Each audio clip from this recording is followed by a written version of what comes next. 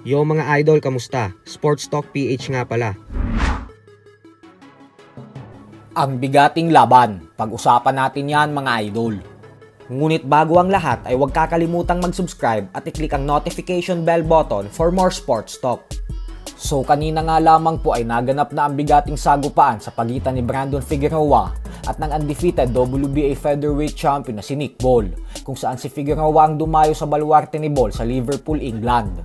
Ang laban po ng dalawa ay masyadong dikit at napakahirap iskoran para sa mga hurado, nang dahil sa pareho talaga ang mga ito nagbabato ng mga suntok at walang mga depensa. Pero laking gulat nga po ng lahat nang pabagsakin ni Figueroa si Nick Ball sa 12 and final round. Napadapa ang kampiyon sa sahig ng lona nang dahil sa sobrang pagkahilo.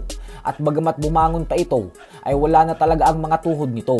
Kaya naman muli itong pinabagsak ni Figueroa sa ikalawang pagkakataon. At sa sitwasyon na ito ay itinigil na ng referee ang laban. Kaya naman nakuha ni Figueroa ang panalo via technical knockout. Dahil dito ay isa na siyang 3-division champion matapos masungkit ang WBA featherweight world title belt. Habang si Nick Ball naman ay nalasap ang kanyang kauna-unahang talo. Bukod dyan ay sira na din ngayon ang plano niyang laban kay Naoya Inoue sa katapusan ng taon na ito.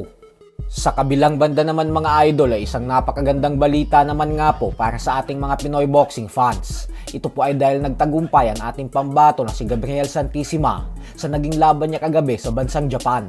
Bago po kasi ang sagupaan ng dalawa ay halos walang naniniwala na kayang manalo ni Santissima sa laban na ito. Nang dahil sa may nakakasindak na undefeated record ang Japanese knockout artist na si Subaru Murata na 10 wins with 10 knockouts at walang talo. Lalo pat sa huling laban nito nitong nakalipas na taon lamang ay pinatuob rin nito ang nagpahirap kay General Casimero na si Yoshinori Oguni via 6-round technical knockout. Pero hindi po talaga nagpasindak ang ating pambato kahapon kahit isa siyang underdog. At kung sa simula pa lang ay masyadong mataas ang kumpiyansa ng Hapon, ay nagbago ang lahat ng ito nang magawa siyang pabagsakin ni Santissima sa round 6. Bagamat nakabangon pa naman siya ay nag-iba na ang kanyang galaw dahil natikman niya na ang bagsik ng kamao ni Santissima. Hanggang sa nagtuloy-tuloy ang laban at umabot sa sukdulang 10 rounds ang sagupaan. At sa bandang huli ay nakuha ng ating kababayan ng panalo via unanimous decision sa score na 97-92 at 96-93.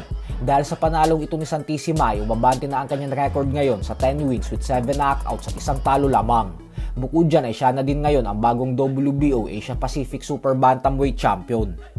Samantala, para nga po sa mga hindi nakakaalam, ay madalas binibisita ng VADA ngayon si Ryan Garcia habang siya ay naghahanda para sa paparating niyang laban kontra kay WBC welterweight champion Mario Barrios upang magsagawa ng mga random blood testing.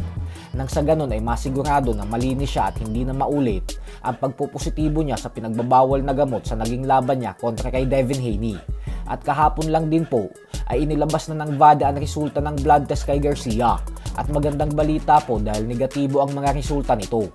Pero ganun pa man ay asahan po natin na patuloy pa rin siyang bibisitahin ng VADA, lalo pat may 2 linggo pa bago ang kanyang laban. At pagkatapos din ng kanilang sagupaan ay tiyak andyan pa din ang VADA. So hanggang dito na lang po muna tayo mga idol.